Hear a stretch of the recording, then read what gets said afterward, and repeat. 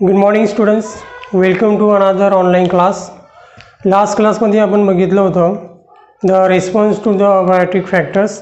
Okay, आज आपण बघणार आहोत ऑर्गॅनिझम अँड पॉप्युलेशनमध्ये नेक्स्ट पॉईंट तो जो आहे तो पॉप्युलेशन ॲट्रिब्यूट्स. ओके, तर जेवढे लिव्हिंग ऑर्गॅनिझम तुम्हाला इन्व्हायरमेंटमध्ये दिसतील ते तुम्हाला कधीच आयसोलेटेड किंवा सेपरेट दिसणार नाही. तर त्यांचा एक पर्टिक्युलर ग्रुप राहतो, एक पर्टिक्युलर पॉप्युलेशन राहते, ज्या पॉप्युलेशनमध्ये ते राहत असतात. ठीक आहे, त्याच पॉप्युलेशनचे आपल्याला ॲट्रिब्यूट्स बघायचे आहेत. ओके, तर पॉप्युलेशन म्हणजे काय, तर सरळ जर आपण सांगितलं की पॉप्युलेशन म्हणजे काय, तर it is a group of organisms. Okay, sorry, it is a group of individuals of the same species. Okay, तर याच्यावरून आपल्याला पॉप्युलेशनची डेफिनेशनसुद्धा सांगता येईल की population means what.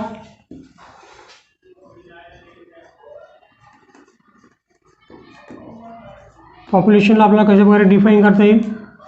So it is a group of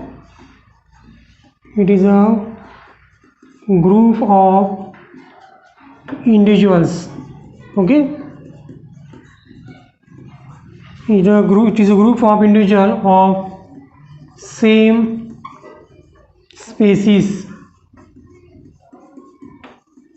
okay, जर एका स्पेसीसचे खूप सारे इंडिव्हिज्युअल असतील, मोर दॅन द 2 or 4, तर त्या ग्रुपलाच आपण कन्सिडर करणार आहोत पॉप्युलेशन्स. ओके, आणि याच्यामध्ये कंडिशन्स आहे की they have in a well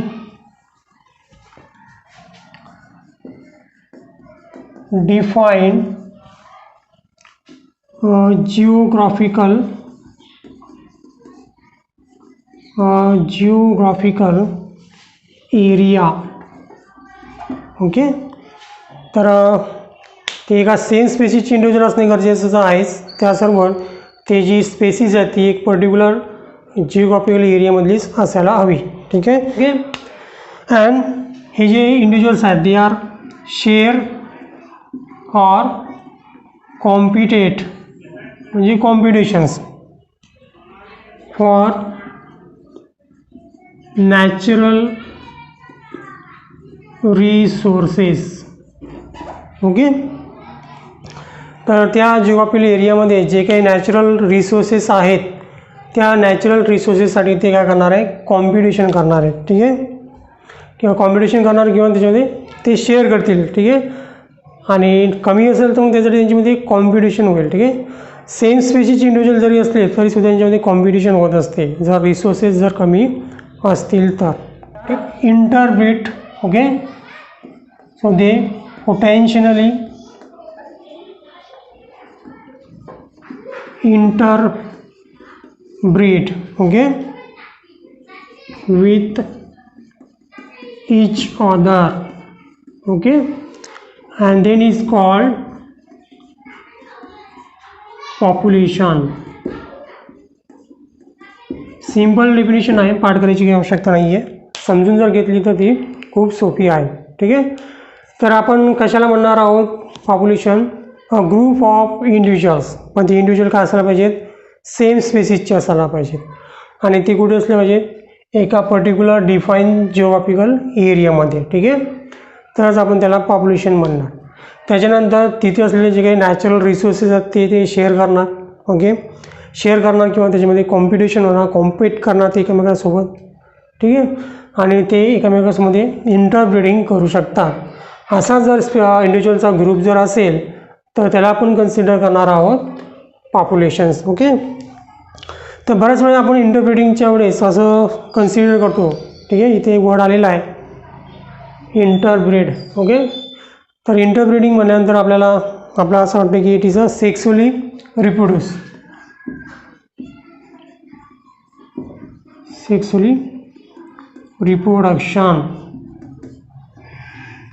interbreeding करू शकतो म्हणजे काय, तर ते रिप्रोडक्शन करू शकतात. आणि रिप्रोडक्शन म्हटल्यानंतर आपण इथे मोस्टली काय कन्सिडर करतो आहे, सेक्शुअल रिप्रोडक्शन कन्सिडर करतो आहे. पण बरेचसे पॉप्युलेशन असे आहेत की त्यांच्यामध्ये सेक्शुअल रिप्रोडक्शन होऊन ते प्रोड्यूस होत नाही. ठीक आहे, म्हणजे जर एखाद्या लॅबॉरेटरीमध्ये जर पेट्री डिश जर असेल आणि त्या पेट्री डिशमध्ये बॅक्टेरियल कल्चर ग्रो करत असेल तर ते सुद्धा एक प्रकारचं पॉप्युलेशन आहे, त्यालासुद्धा आपण पॉप्युलेशन कन्सिडर करणार आहे. पण ते सेक्शुअली प्रोड्यूस झालेलं नाही आहे, ते सेक्सुअली रिप्रोडक्शन होऊन प्रोड्यूस झालेले असतात. म्हणजे ते बायनरी फ्युजन्स करून काय करतात, रिप्रोडक्शन करतात, आणि that is a sexual reproduction. पण त्यांना पॉप्युलेशन कन्सिडर करायचं नाही का, करायचं आहे. ठीक आहे, त्यालासुद्धा आपण पॉप्युलेशन कन्सिडर करायचं आहे. तर फक्त सेक्सुअली रिप्रोडक्शन करून जे इंडिव्हिज्युअल प्रोड्यूस करतात त्यांनाच पॉप्युलेशन म्हणतात असं नाही. तर सेक्सुअली रिप्रोडक्शन करून तरीसुद्धा ते इंटरब्रीडिंग करत असतील तर त्या ग्रुपलासुद्धा आपण कन्सिडर करणार आहोत ॲज अ पॉप्युलेशन. ओके, तर इंटरब्रीडिंगमध्ये दोन्ही येणार. ठीक आहे, सेक्सुअल रिप्रोडक्शन आणि सेक्सुअल रिप्रोडक्शन्स. ओके, म्हणजे पॉप्युलेशन म्हणजे काय, it is a group of individual of same species in well defined geographical area, share करतात किंवा कॉम्पिटिट करतात नॅचरल रिसोर्सेस, आणि त्यांच्यामध्ये इंटरब्रीडिंग होऊ शकते. मग ते इंटरब्रीडिंग ते सेक्सुअली केली तरीसुद्धा ते इंटरब्रीडिंग होईल, आणि ते सेक्सुअली सुद्धा रिप्रोडक्शन करत असतील तर तीसुद्धा इंटरब्रीडिंगच होईल.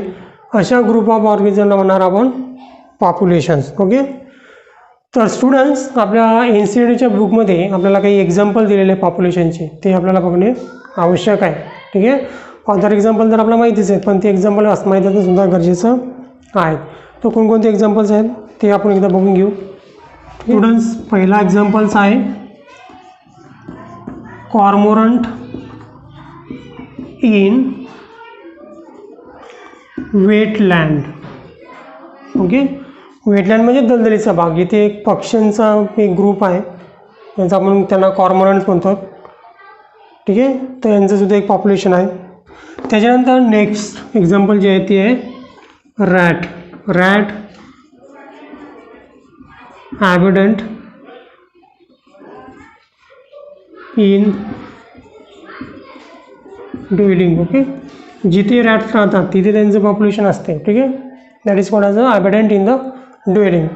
तिसरं एक्झाम्पल आपल्याला जे दिलेलं आहे ते म्हणजे टीकवूडचा. ठीक आहे, teakwood tree. Teakwood tree in forest. आणि लास्ट एक्झाम्पल दिलेलं आपल्याला lotus. Lotus plants.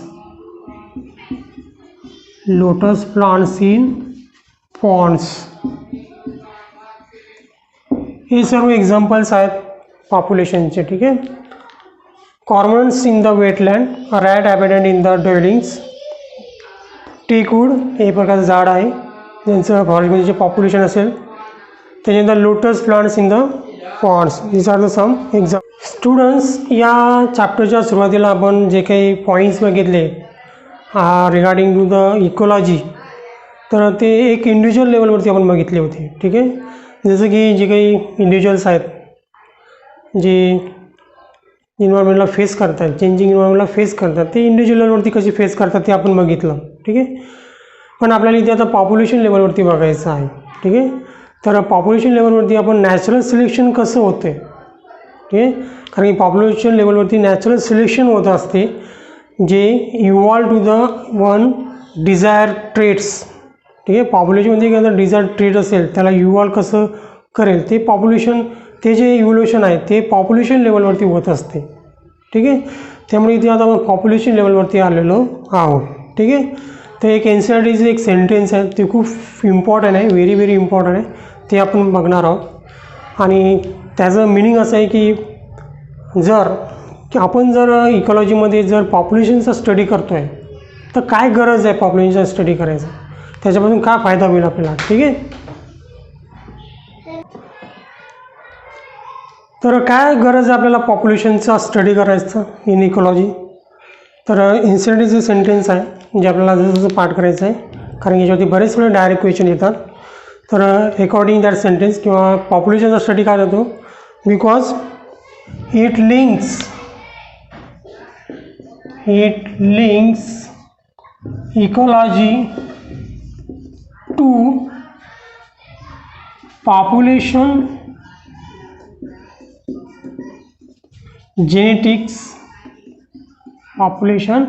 genetics and evolutions. That's why we study in ecology populations. Okay, त्यासाठी आपण पॉप्युलेशन शिकत आहोत. ठीक आहे स्टुडंट्स. तर next is population attributes. Okay, तर इंडिव्हिज्युअल लेवलवरती इंडिव्हिज्युअलला असे प्रकारचे ॲट्रिब्यूट्स नसतात, पण पॉप्युलेशनला ॲट्रिब्यूट्स असतात. तेच ॲट्रिब्यूट्स आपण इथे बघणार आहोत. ठीक आहे, तर पहिला जो ॲट्रिब्यूट्स आहे तो म्हणजे birth rate and death rate. Population attributes. Okay, आपण काय बघत आहोत? Population attributes. Okay, population attributes म्हणजे पॉप्युलेशनचे गुणधर्म. ठीक आहे, तर पहिला गुणधर्म जो आहे तो म्हणजे बर्थ रेट आणि दुसरा जो आहे तो आहे डेथ रेट. ओके, अशा प्रकारचे ॲट्रिब्यूट्स इंडिव्हिज्युअलला नसतात. ठीक आहे, इंडिव्हिज्युअलमध्ये काय असते तर बर्थ आणि डेथ, पण पॉप्युलेशनमध्ये काय असतात बर्थ रेट आणि बर्थ डेथ. ओके, तर बर्थ रेट एखाद्या पॉप्युलेशनचा बर्थ रेट किंवा डेथ रेट हा जो रेफर केला जातो तो अशा प्रकारे रेफर केला जातो percent capita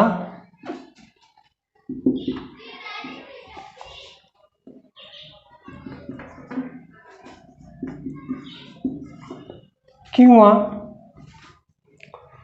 per capita death. Per capita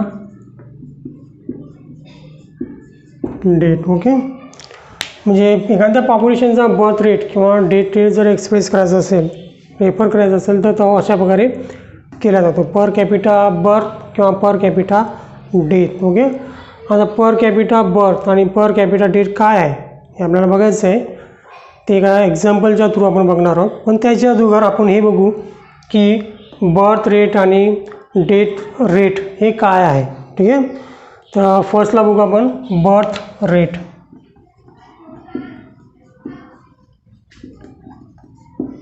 okay, तर बर्थ रेट म्हणजे काय the increase number.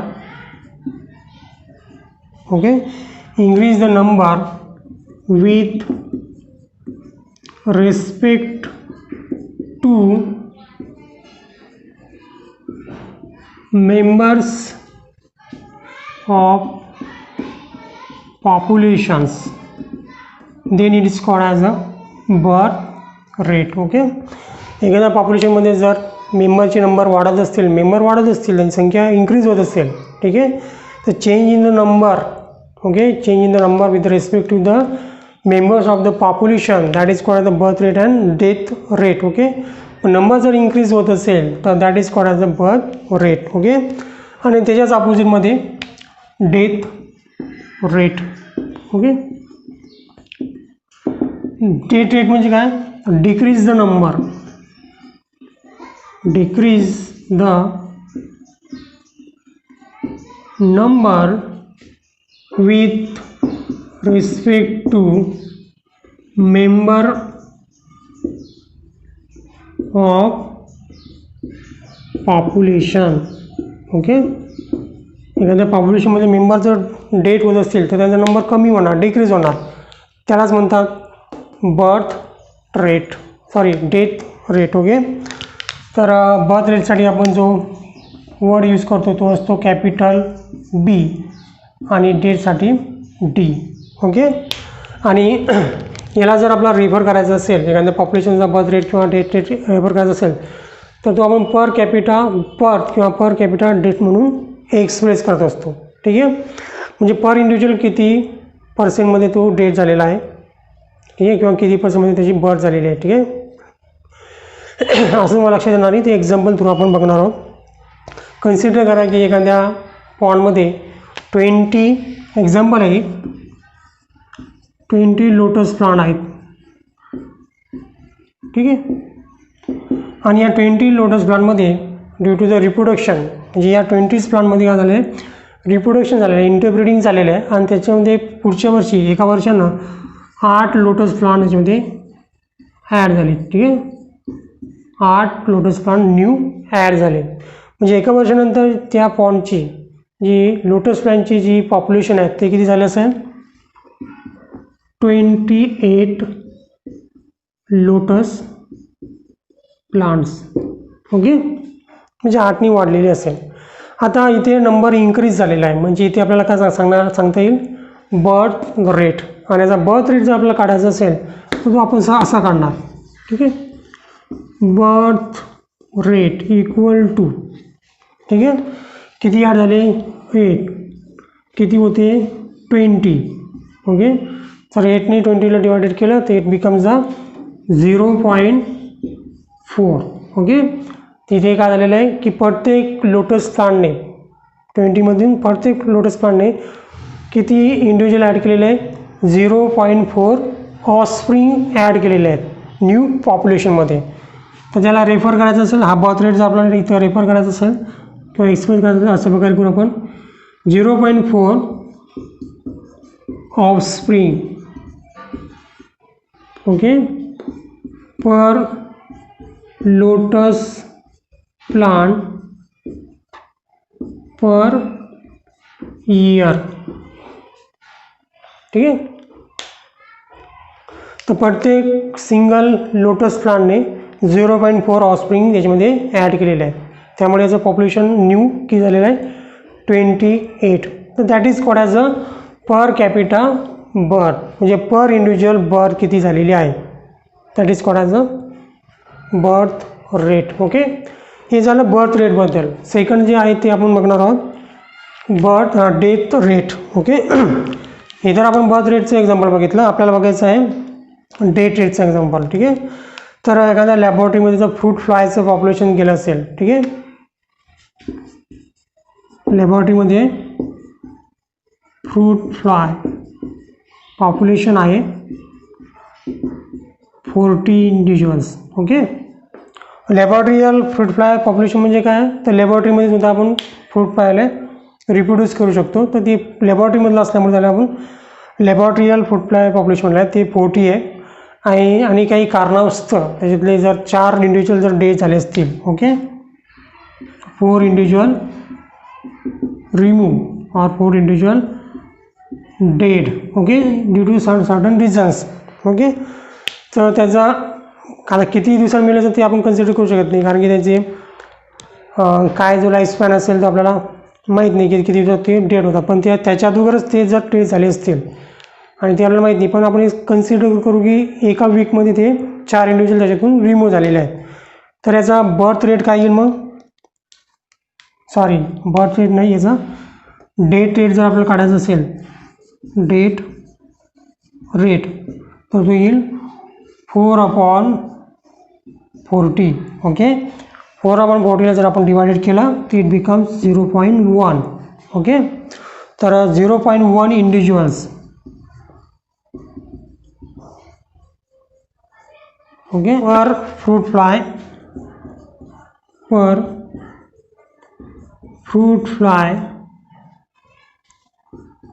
Per weak. प्रत्येक इंडिव्हिज्युअल फ्रूट फ्लायकडून तो बर्थ रेट किती कमी झाला असेल, 0.1. तर हे जे एक्सप्रेशन आहे त्याला आपण म्हणणार पर कॅपिटा डेथ, म्हणजे पर इंडिव्हिज्युअल डेथ किती झाली असेल. ठीक आहे, तर that is a death rates. Okay, तर हा झाला पहिला आपला population attributes, that is a birth rate and death rate. Next जो ॲट्रिब्यूट्स बघायचा आपल्याला तो आहे sex ratio. Second one, sex ratio. इंडिव्हिज्युअलमध्ये सेक्स असतात जसं की मेल अँड फिमेल्स, पण पॉप्युलेशन लेवलवरती काय असते, सेक्स रेशो. ओके, तर सेक्स रेशो बघायचं असेल तर आपण तिथे एक एक्झाम्पल आपल्याला बघायचं आहे सेक्स रेशोसाठी, की कन्सिडर करा की 1000 पॉप्युलेशन आहे इथे, आणि या 1000 पॉप्युलेशनमध्ये निश्चितच 2 प्रकारचे सेक्स असतील, मेल अँड फिमेल, पण पॉप्युलेशन लेवलवरती आपण त्याला सेक्स रेशो म्हणतो. तर या 1000 पॉप्युलेशनचा आपल्याला जर सेक्स रेशो जर काढायचा असेल तर तो आपण असा काढणार. त्याच्यामध्ये सर्वात पहिले आपण त्याची इंडिव्हिज्युअलची काउंटिंग करणार की मेल किती आहे आणि फिमेल किती आहेत. सपोज मेल जे असतील ते असतील 400. ओके, आणि जर फिमेल जर काउंट केले आणि ते जर काउंट झाले 600. तर याच्यावरून आपण याचा सेक्स रेशो काढू शकतो. ठीक आहे. तर फॉर 1000 पॉप्युलेशनमध्ये जो सेक्स रेशो जो आहे तो आहे 40% male, okay, and 60% female. Okay. तर हा जो सेक्स रेशो आहे तो ह्युमन पॉप्युलेशनचा सुद्धा काढला जातो किंवा जेव्हा सेन्सेस होतो. ठीक आहे. तर सेन्सेस म्हणजे काय, सेन्सेसची डेफिनेशन जर तुम्ही बघितली तर it is a official counting of human individual in 10 years. Okay. 10 वर्षांतून जे ह्युमन पॉप्युलेशनची काउंटिंग केली जाते, ऑफिशियली केली जाते, म्हणजे गव्हर्नमेंट ऑफ इंडियाकडून केली जाते, त्याला आपण सेन्सेस म्हणतात. ठीक आहे. तर सेन्सेसचं जे आहे ती सुरुवात इंडिपेंडन्सच्या अगोदर सुद्धा झालेली आहे. जे ब्रिटिश रूल जेव्हा होता आपल्यावरती तेव्हापासूनच आपल्याकडे केलं जातं आहे. पण स्वातंत्र्य झालेल्या भारताची पहिली सेन्सेस जी केलेली त्याचं इयर आपल्याला माहीत असणं गरजेचं आहे, कारण त्याच्यावर सुद्धा क्वेश्चन विचारला जातो. तर ती जी पहिली आहे ती होती 1951मध्ये. ठीक आहे.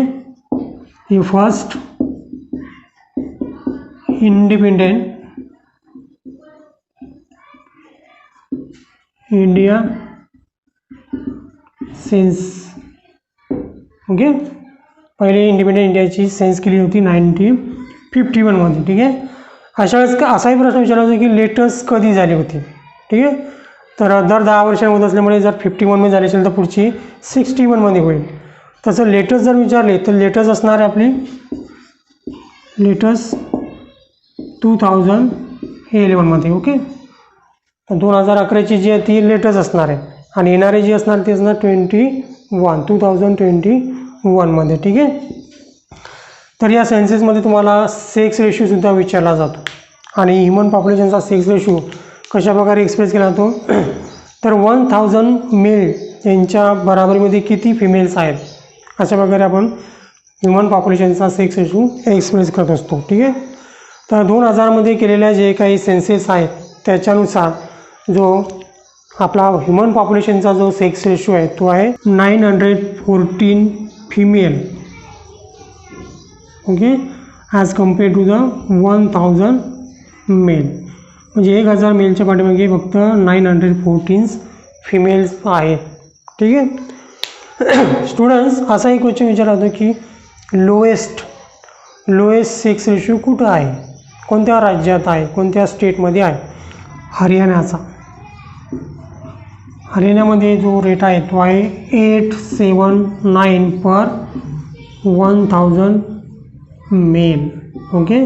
आणि याच्यानंतर जो नंबर लागतो तो आहे राजस्थानचा. ठीक आहे. सो इन द राजस्थान याच्यापेक्षा थोडं जास्त आहे, पण तिथेसुद्धा as compare to the male फिमेलचा नंबर खूप कमी आहे. ठीक आहे. आणि तिथे गव्हर्मेंटसुद्धा तसे प्रोग्राम चालू केलेले त्यांनी की हा रेशो वाढवण्यासाठी. ठीक आहे. तर हा झाला लोएस्ट रेट. पण हायेस्ट रेटसुद्धा विचारतात की हायेस्ट सेक्स रेशो कुठं आहे. तर हायेस्ट सेक्स रेशो जो आहे तो आहे केरला. केरला स्टेटमध्ये हायेस्ट आहे 1084 पर 1000 मेल. तर इथे मला 3 गोष्टी लक्षात ठेवायचं आहे. लेटेस्ट सेक्स रेशो जो काढलेला आहे तो 940 पर 1000 मेल. लोएस्ट जो आहे तो हरियाणा, त्याच्यापेक्षा सेकंड नंबरवरती राजस्थान. हरियाणामध्ये आहे 879 पर 1000 मेल. आणि हायेस्ट जो आहे तो आहे केरला, जिथे 1084 आहे. ठीक आहे. तर हे 3 व्हॅल्यू तुम्हाला लक्षात ठेवायचं आहे, सेन्सेसवरती विचारल्या जाऊ शकतात. ठीक आहे. स्टुडंट, जसं आपल्याला सेन्सेसची डेफिनेशन माहिती आहे त्याचबरोबर आपल्याला आणखी एक टर्मसुद्धा माहीत असणं गरजेचे आहे, जी आहे डेमोग्राफी. ओके. याच्यावर सुद्धा आपल्याला क्वेश्चन विचारलेला आहे. तर डेमोग्राफी म्हणजे काय, it is a scientific study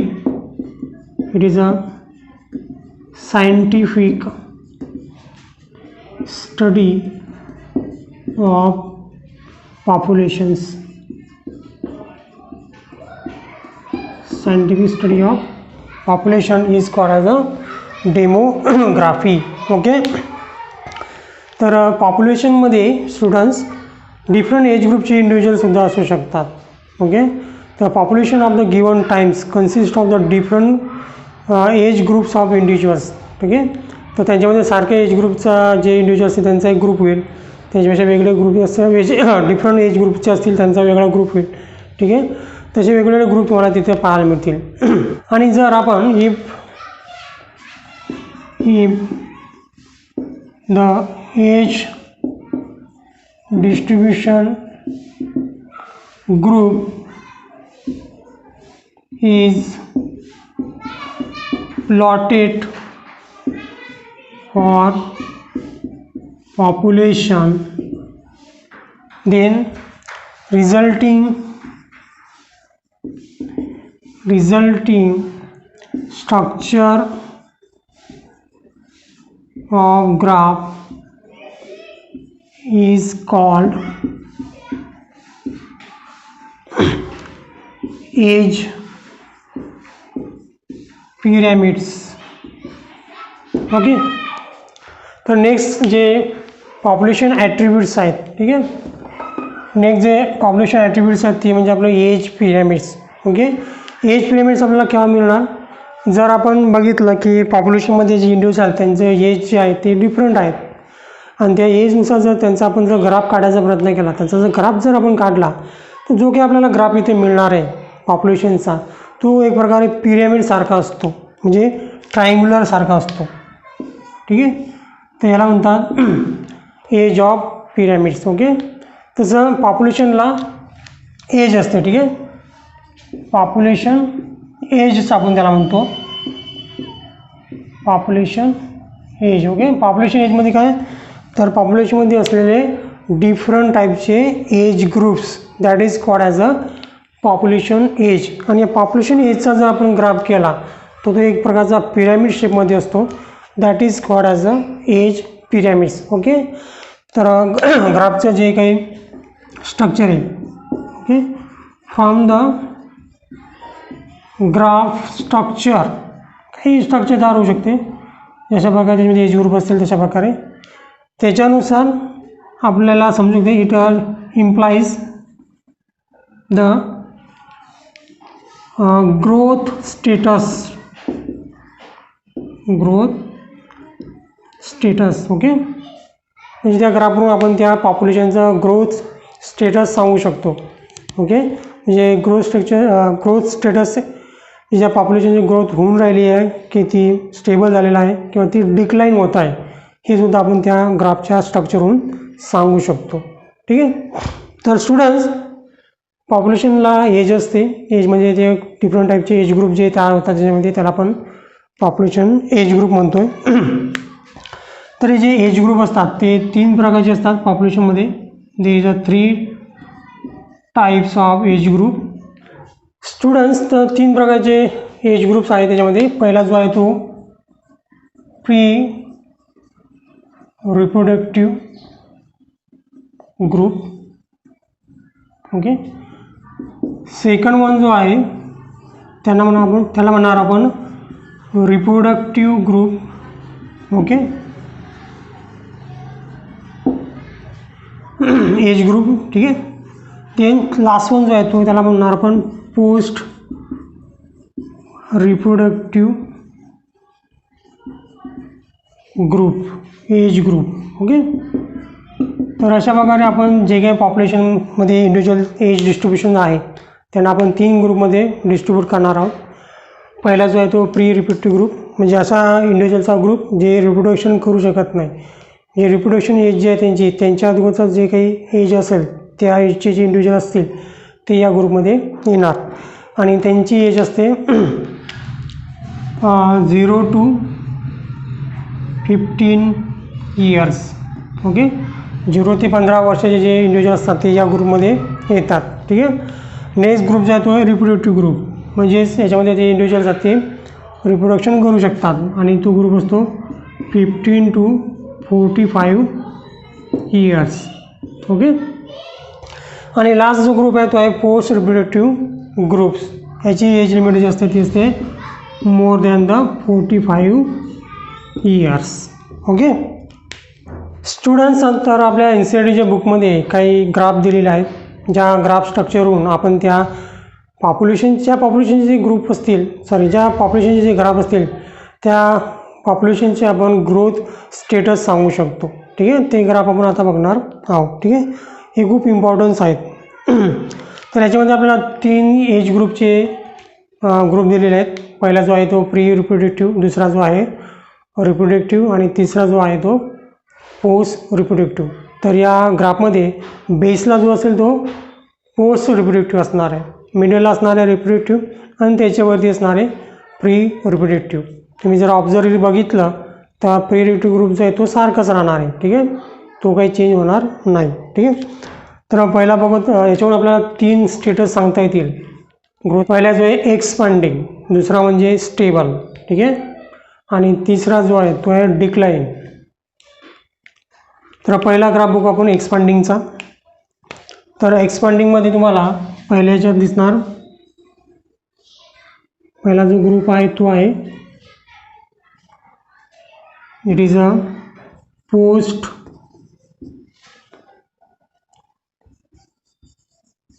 reproductive group.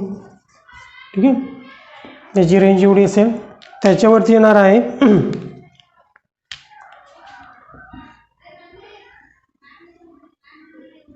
Reproductive group. Okay, इकडे तुम्ही हा झाला रिप्रोडक्टिव्ह ग्रुप. ठीक आहे, आणि याच्यावरती येईल pre reproductive group.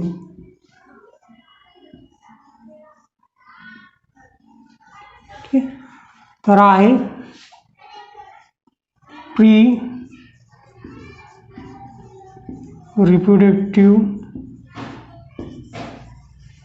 Group. Okay, बाकीच्या तिन्ही ग्राफमध्ये हा जो ग्रुप आहे हा सेमच आहे. ठीक आहे, तर पोस्ट रिप्रोडक्टिव्ह ग्रुपमधले जे इंडिव्हिज्युअल त्यांची नंबर जास्त आहे as compared to the reproductive group, आणि रिप्रोडक्टिव्ह ग्रुपचे इंडिव्हिज्युअल आहेत ते प्री रिप्रोडक्टिव्ह ग्रुपपेक्षा जास्त आहेत. ठीक आहे, तुम्ही जर या ग्रुपचा शेप जर बघितला तर तो शेप तुम्हाला एक प्रकारे ट्रायंग्युलर सारखा दिसेल.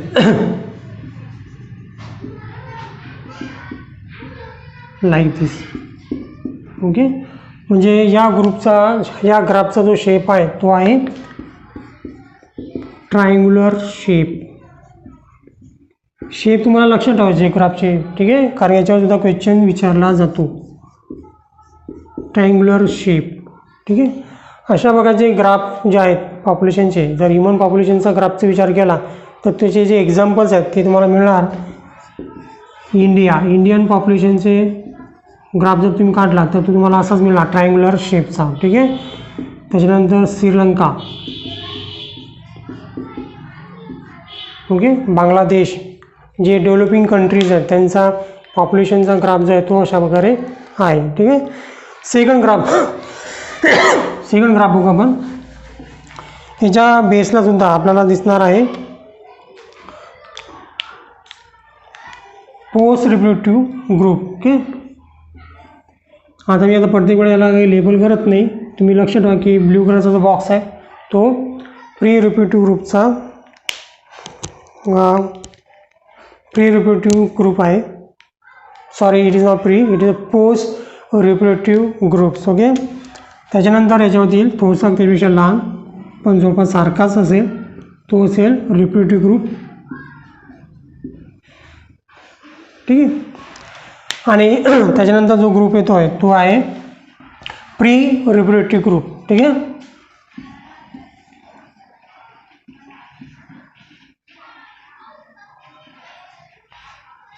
बघा या ग्राफचा जर तुम्ही शेप बघितला त्याच्यावरून तुम्हाला त्याचा स्टेटस कळते.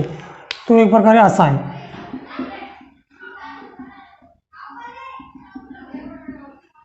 ओके, म्हणजे दाखला झाला तर अशा प्रकारे. हा शेप कसा आहे, यानंतर bell shape. It is a bell shape. घंटीच्या आकारासारखा आकार आहे त्याचा, म्हणून बेल शेप्स. ओके, याचे एक्झाम्पल जर बघितले तर एक्झाम्पल आहेत जर्मनी, ज्या डेव्हलप कंट्री आहेत त्यांच्या पॉप्युलेशनचा ग्रोथ असाच असतो बेल शेपमध्ये. पॉप्युलेशन बघायचं आपल्याला. ठीक,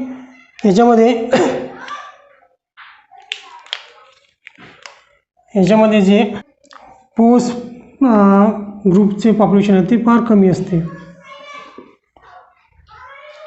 ठीक आहे, लाईक दिस. आणि रिप्रोडक्टिव्ह ग्रुपचे जे पॉप्युलेशन आहेत ते जास्त राहते.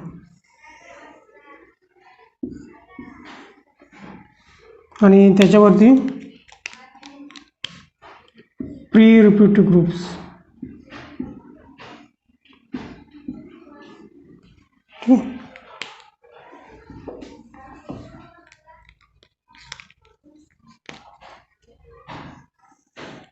याचा आकार जर आपण बघितला तर हा एक प्रकारे क्लश सारखा आकार आहे याचा.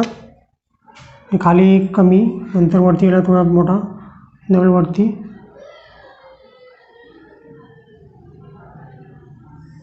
अशा प्रकारे क्लश सारखा आकार आहे. ठीक आहे, हा ग्रुप आहे पोस्ट रिप्रोडक्टिव्ह इंडिव्हिज्युअलचा, हा ग्रुप आहे रिप्रोडक्टिव्ह ग्रुपचा, आणि हा ग्रुप आहे प्री रिप्रोडक्टिव्ह ग्रुपचा. ठीक आहे, ह्याचा आकार जो आहे तो क्लश सारखा आहे. आणि क्लशला इंग्लिशमध्ये म्हणतात ऑर्न,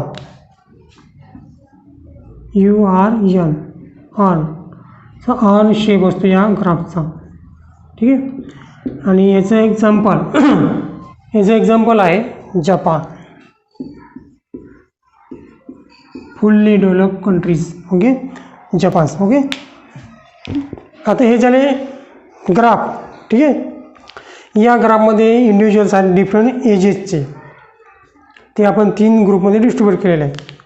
पहिला जो आहे तो पोस्ट रिप्रोडक्टिव्ह, देन रिप्रोडक्टिव्ह, आणि सर्वात वरचा जो आहे तो प्री रिप्रोडक्टिव्ह ग्रुप्स. ओके, पण याच्यामध्ये सेक्स रेशो किंवा सेक्स असतात मेल आणि फिमेल्स, ते जर शो करायचे असेल तर त्यासाठी आपण काय करतो आहे, एक सेंटरला स्ट्रेट लाईन करतो आहे. ठीक आहे, तर इकडचे असतील मेल आणि बाकीचे जे राहिलेले जे असतील ते असतील फिमेल. ठीक आहे, तर त्याच्यावरून याच्यामध्ये आपण number of male and female सांगू शकतो. ठीक आहे, म्हणजे पोस्ट रिप्रोडक्टिव्ह ग्रुपमध्ये फिमेल किती आहे आणि मेल किती आहे ते तुम्हाला ही लाईन शिफ्ट करून सांगता येईल. ठीक आहे, मेल जास्त असतील तर तुम्हाला ही जी लाईन ती पुढे शिफ्ट करावी लागेल as compare to the female. आणि जर मधोमध जर लाईन असेल त्याचा अर्थ की जेवढे मेल्स आहेत तेवढेच फिमेल या ग्रुपमध्ये किंवा या पॉप्युलेशनमध्ये आहेत. तर प्रत्येक ग्राफमध्ये तुम्हाला असे सेंटरला लाईन दिसेल जी तुम्हाला male and female population number indicate करते. ठीक आहे, ते झाले ग्राफ्स. ठीक आहे स्टुडंट्स, नेक्स्ट पॉप्युलेशन ॲट्रिब्यूट्स, ते म्हणजे पॉप्युलेशन डेन्सिटी.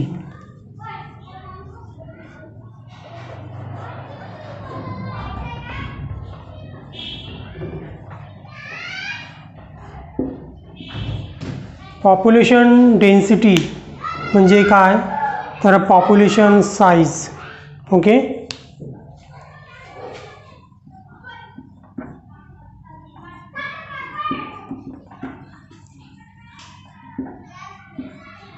तर एखाद्या पॉप्युलेशनची साईज जर आपल्याला माहीत असेल तर त्या साईजवरून आपण त्या पॉप्युलेशनचं स्टेटस सांगू शकतो. Status in habitat. ओके, तर खूप सारे इकॉलॉजिस्ट असतात जे इकॉलॉजीमध्ये रिसर्च करतात on the populations to investigate some points. Okay, some ecological processes.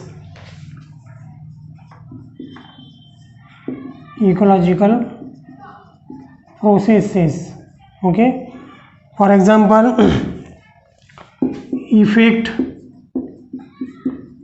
of predator. Okay, effect of predator on environments. Okay, किंवा output from competition between two species किंवा impact of pesticide. Okay, तर अशा बऱ्याचशा ecological process त्यांचा काय result आला हे जर एखाद्या इन्व्हेस्टिगेटरला बघायचं असेल, शोधायचं असेल, तो त्याला माहीत पडेल बाय द पॉप्युलेशन डेन्सिटीवरून किंवा पॉप्युलेशनच्या साईजवरून. ठीक आहे, म्हणजे एखाद्या हॅबिटॅटमध्ये किंवा एखाद्या इन्व्हायरमेंट कंडिशनमध्ये जर एखादा प्रिडिक्टर असेल तर त्या प्रिडिक्टरचा काय इफेक्ट होतो आहे बाकीच्या ॲनिमल्सवरती. ठीक आहे, म्हणजे तिथे जर नवीन प्रिडिक्टर आला असेल तर तिथलच्या ॲनिमल्सवरती त्याचा काय इफेक्ट होईल, किंवा तिथं एखादा जो मेन प्रिडिक्टर आहे तो जर तिथून निघून गेला असेल तर त्याचा इफेक्ट तेथील इन्व्हायरमेंटवरती काय होईल याची इन्व्हेस्टिगेशन करण्यासाठी आपण पॉप्युलेशन डेन्सिटीचं मदत घेऊ शकतो. ठीक आहे, त्याच्यानंतर जर दोन स्पेसीमध्ये कॉम्पिटिशन चालू असेल आणि त्याचा जर आपण अभ्यास करत असेल तर त्या कॉम्पिटिशनमध्ये कोणती स्पेसीस विन झाली, कोणती लॉस झाली किंवा त्याचे काय परिणाम झाले हे जर आपल्याला जाणून घ्यायचं असेल त्या दोन्ही स्पेसीसच्या पॉप्युलेशनची डेन्सिटीवरून आपल्याला ते लक्षात येईल. ठीक आहे, शेवटचं म्हणजे इम्पॅक्ट ऑफ पेस्टिसाइड्स. बरेचसे पेस्ट कंट्रोल करण्यासाठी आपण त्याच्यावरती पेस्टिसाइड स्प्रेड करतो. तर या पेस्टिसाइडचा काय इम्पॅक्ट पडलेला आहे, काय फायदा झाला आहे किंवा नाही झाला आहे हे जर आपल्याला बघायचं असेल तर त्या पेस्टचा पॉप्युलेशन डेन्सिटी आपल्याला चेक करावं लागेल. ठीक आहे, तर अशा प्रकारे आपण बरेचसे इकॉलॉजिकल प्रोसेसचा स्टडी करू शकतो. जर आपल्याला त्यामध्ये population size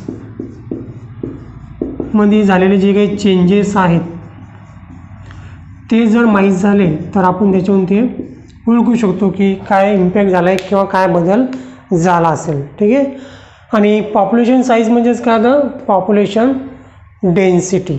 okay, population size जी आहे ती नेचरमध्ये तुम्हाला वेगवेगळ्या प्रकारची मिळू शकते. एखाद्या पॉप्युलेशनची साईज खूप कमी असेल किंवा एखाद्या पॉप्युलेशन साईज खूप मोठी होऊ शकते. फॉर एक्झाम्पल जे सायबेरियन क्रेन्स आहेत जे मायग्रेशन करून भरतपूर राजस्थानच्या नॅशनल पार्कमध्ये येतात तर त्यांचं पॉप्युलेशन डेन्सिटी तुम्हाला लेस दॅन 10सुद्धा पाहायला मिळू शकते. तेच जर दुसरी स्पेसीस बघितली तुम्ही क्लायडोमोनस. ओके, ही एक अल्गी आहे क्लायमोडोमोनस, ही अल्गी स्पेसीस आहे. हिचं पॉप्युलेशन जर तुम्ही पॉडमध्ये बघितलं तर हिचं पॉप्युलेशन मिलियनच्या वरती तुम्हाला मिळेल. ओके, म्हणजे काही स्पेसीसचं पॉप्युलेशन एक जास्त असते म्हणजे साईज मोठी असते तर काही पॉप्युलेशनची साईज खूप कमी असते. आणि ही साईज आपण मेजर करतो किंवा डिझायनेट करतो in capital N. Population of density आपण इंडिकेट करतो कॅपिटल एनने. ठीक आहे, तर नेक्स्टमध्ये आपण बघणार आहोत की कोणत्याही पॉप्युलेशनची डेन्सिटी जर मेजर करायची असेल तर ती कशा प्रकारे मेजर केली जाते. तर पॉप्युलेशन डेन्सिटी ही 4 टाईपमध्ये आपण मेजर करतो, ते 4 टाईप आपण बघणार आहोत. स्टुडंट्स, तर पहिली जी टाईप आहे ज्याच्यामध्ये आपण पॉप्युलेशन डेन्सिटी मेजर करू शकतो ते आहे टोटल काउंट.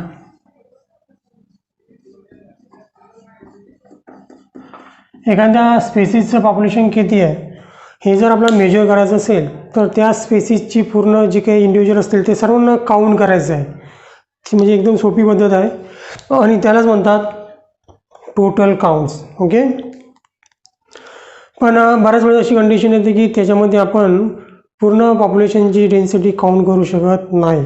ठीक आहे, मग अशा वेळेस आपण कोणती टेक्निक यूज केली पाहिजे to measure the population density ते आपण बघू सेकंड स्टेपमध्ये. ठीक आहे, तर सेकंड जे स्टेप आहे ती आहे पर कॅपिटल % कवर किंवा याला म्हणतात. तर दुसरी जी टाईप्स आहे ती म्हणजे % कवर किंवा बायोमास.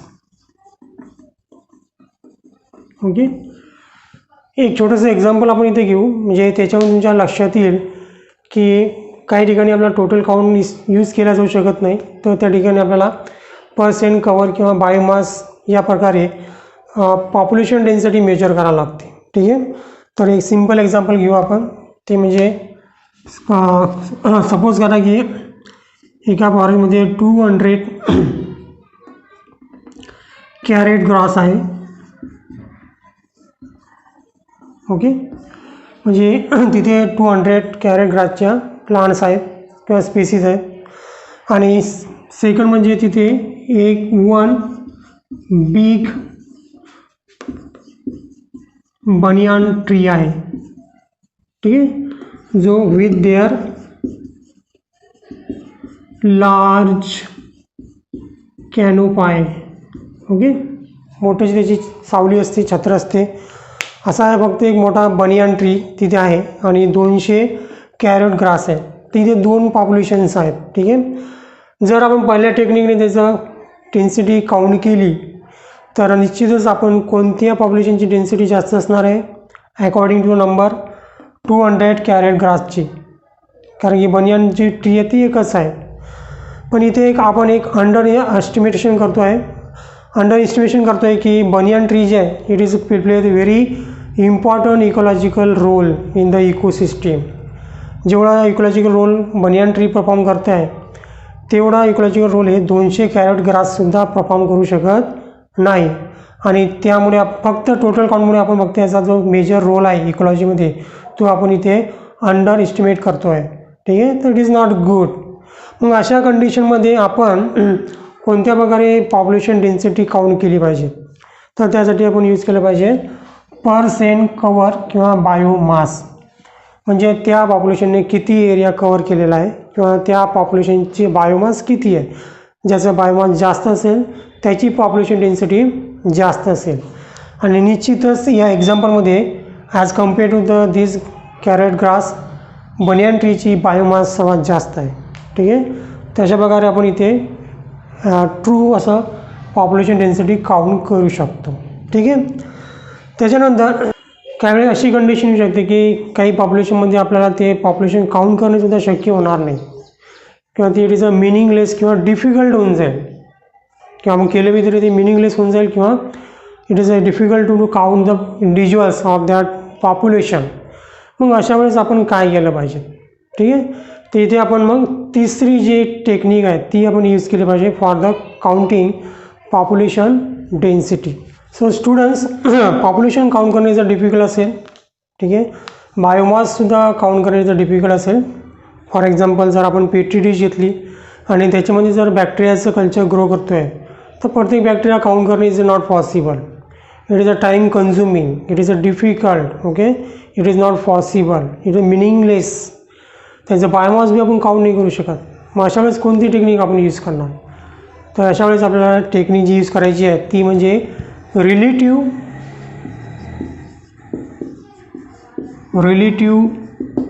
डेन्सिटी. ओके.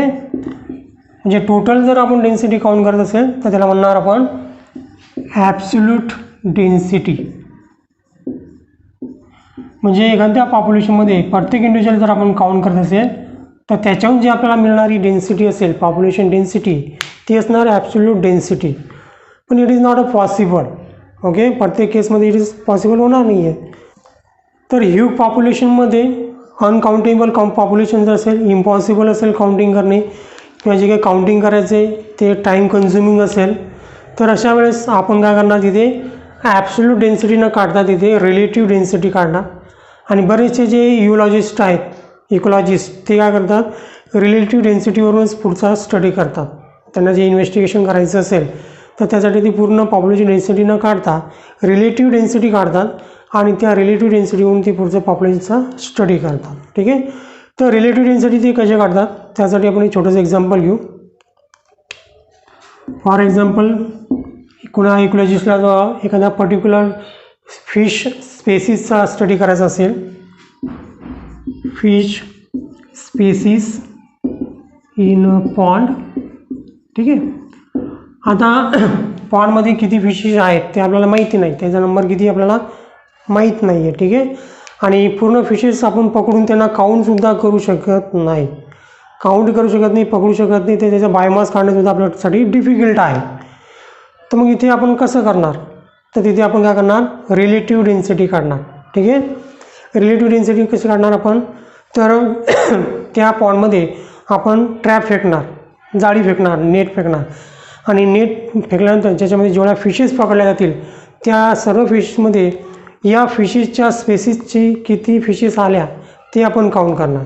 पुन्हा ती नेट आपण पाण्यामध्ये फेकणार, पुन्हा फिशेस पकडणार, जेवढ्या काही फिशेस आपल्या पकडल्या गेल्या त्याच्यामध्ये आपल्याला ज्या फिशेसचा स्टडी करायचा ती फिशेस किती आल्या तो नंबर नोट डाऊन करणार. असं आपण बरेचसे वेळ करणार. त्याच्यामध्ये आपल्याला एक कॉमन नंबर मिळेल. ठीक आहे, ती असेल त्याची रिलेटिव्ह डेन्सिटी. म्हणजे 20 फिशेस जर आपण पकडत असेल आणि त्याच्यामध्ये जर 5 या आपल्या स्पेसिसच्या निघत असतील, म्हणजे आपण जे फिशेसचा स्टडी करतो त्या जर निघत असेल, पुढच्या वेळेस जेव्हा आपण काढलं तेव्हा 100 पकडल्या गेल्या आणि या 100मध्ये सुद्धा पुन्हा 25 फिशेस ज्या होत्या त्या आपल्या स्पेसिसच्या होत्या. असं करता करता जर जो रेशो निघतो आहे आपला तो प्रत्येक वेळेस काय निघतो आहे, 4 निघतो आहे. म्हणजे 20मध्ये जर आपण 5 या स्पेसिस निघते आहे तर 5/20 जर आपण डिवायडेड केलं तर आपल्याला मिळते 4, आणि 100/25 जर केलं तर आपल्याला मिळते 4. म्हणजे याची रिलेटिव्ह डेन्सिटी जी मिळते आहे या स्पेसिसची ती मिळते 4. तर अशा प्रकारे आपण त्या ॲनिमलचं किंवा त्या पॉप्युलेशनची डेन्सिटी काढू शकतो, जी रिलेटिव्ह डेन्सिटी असते. आणि या रिलेटिव्ह डेन्सिटीनुसार मग आपण पुढे इन्व्हेस्टिगेशन्स करू शकतो. ठीक आहे, तर स्टुडंट्स बऱ्याच वेळा रिलेटिव्ह डेन्सिटीवरती आपल्याला न्यूमेरिकल्स विचारले जातात, प्रॉब्लेम्स विचारले जातात. तर त्यासाठी आपल्याला रिलेटिव्ह डेन्सिटीचा फॉर्म्युला माहीत असणं गरजेचं आहे. तर याचा फॉर्म्युला आहे relative density equal to number of species. Okay, किंवा टोटल नंबर ऑफ स्पेसिस, ज्या स्पेसिसचा आपल्याला अभ्यास करायचा आहे, ज्या स्पेसिसचा आपल्याला रिलेटिव्ह डेन्सिटी काढायची ती species. Okay, number of species upon total number all species. Okay, हा याचा फॉर्म्युला आहे. नंबर ऑफ स्पेसिस, कोणती स्पेसिस ज्याची आपल्याला रिलेटिव्ह डेन्सिटी काढायची आहे, आणि total number of all species म्हणजे बाकीच्या जेवढ्या स्पेसिस असतील तेवढ्या. बघा, सपोज आपल्याला ही फिश आहे, या फिशच्या स्पेसिसचा आपल्याला रिलेटिव्ह डेन्सिटी काढायला लागेल. ठीक आहे, तर त्या स्पेसिसच्या जेवढ्या काही नंबर ऑफ इंडिव्हिज्युअल असतील ते आपण इथे घेणार वरती.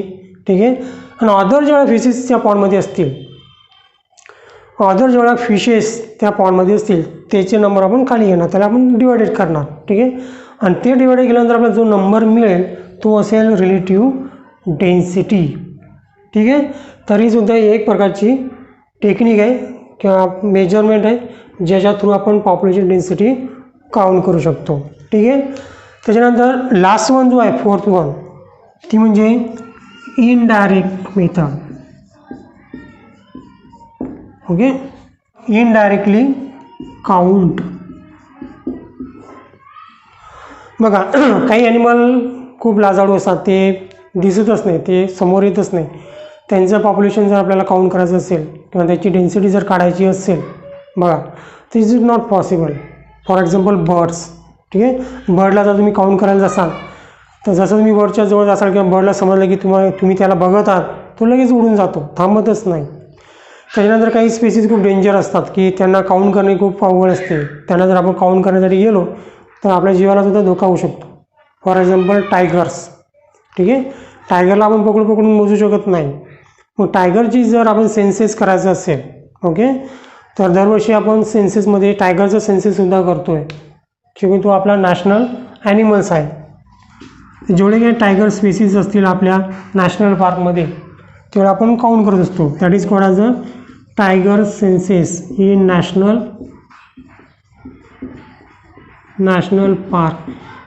पार्क किंवा टायगर रिसोर्सेस, टायगर रिझर्व्हर्स किंवा नॅशनल पार्कमध्ये दर 10 वर्षांनी किंवा दरवर्षी टायगरची काउंटिंग केली जात असते. तर टायगरला आपण काही काउंट करू शकत नाही. काउंट करू शकते म्हणजे असं जाऊन बघू शकत नाही की दिसला की हा एक टायगर आहे, तो एक टायगर आहे, असं आपण त्याची काउंटिंग करू शकत नाही. मग याची काउंटिंग केली कशी जाते? ठीक आहे, तर एखादं पाण्याचं ठिकाण असेल तिथं जाऊन कॅमेरा लावले जातात, कॅमेऱ्यापासून त्याची काउंटिंग केली जाते. आणि त्याच्यापेक्षाही बेस्ट आहे ती म्हणजे पग फूट, that is a pug marks and fecal pellets. Fecal pellets आणि पग मार्क्स म्हणजे पायाचे चिन्ह हे मोजून ते मोजून नंतर काउंट केलं जाते की त्या फॉरेस्टमध्ये किती टायगर्स आहेत, ठीक आहे, किंवा त्या नॅशनल पार्कमध्ये किंवा टायगर रिझर्व्समध्ये किती टायगर्स आहेत, ठीक आहे. कारण प्रत्येक टायगरचा जो पंजा असतो त्याचे शिक्के असतात जमिनीवर पडतात ते युनिक असतात, त्याच्यावरून ते ॲनिमल तो काउंट केला जाऊ शकतो. आणि ते शिक्के त्यांच्याकडे स्टोअर केलेले असतात, प्रिझर्व केलेले असतात, त्यामुळे ते ओळखतात की हा पंजा जो आहे तो या नॅशनल पार्कच्या टायगरचाच आहे.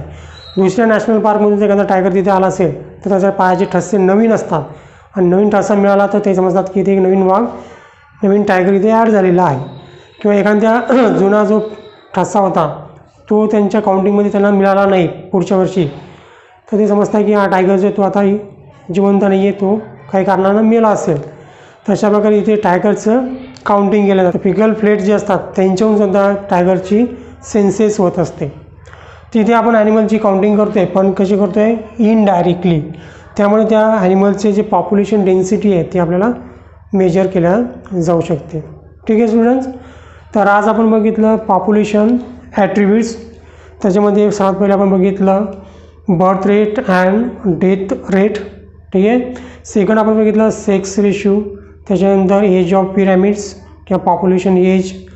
थर्ड वन बघितलं आपण पॉप्युलेशन डेन्सिटी, ठीक आहे. मोस्ट इम्पॉर्टन्स आहे